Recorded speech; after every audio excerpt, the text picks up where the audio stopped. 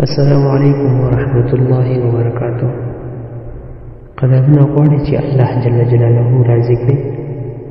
هو یقینا ته هم داسې وایي. همدارنګه به د جهنم نه هم ځان خلاصول غواړي. د مرګ اسانېدل به هم غواړي. د وسوسو نه د خلاصون به هم غواړي. بې شمېره اجرونه به هم غواړي. د قبر سوال او ځواب به هم غواړي چې اسانه شي درباندې. د فحش کارونو څخه هم خلاصون غواړي. رزق فراخ شي، امید لري چې الله پاک دې په رزق کې برکت واچوي. د غمونو راګیر کړی غواړي چې غمونه دې هم خلاص شي او غمونو څخه خلاص شي. غټ او واړه ګناهونه دې هم وبخښل شي. زړه پاکوالی دې هم غواړي. دعاګانې یې نه قبلېږي، همیشه دعا کوي، غواړي چې دعا دې هم قبوله شي. عزت غواړي چې الله پاک عزت درکړي.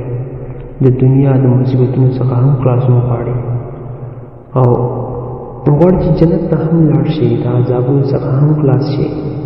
اولاد به هم تیر شي، اولاد نه لري، غواړي چې اولاد الله جل جلاله درکړي. مال دې کم دی، دولت دې کم دی، دا هم غواړي چې الله جل جلاله مال او دولت درکړي. بس ډېره کوچنۍ او اسانه طریقه ده، فقط په اخلاص سره ووایه او ښه توجه سره ووایه. خپله ګناه دې رایاده کړه او ووایه چې الله دغه ګناه راته وبخښي، یعنی استغفر الله ووایه، استغفار ووایه.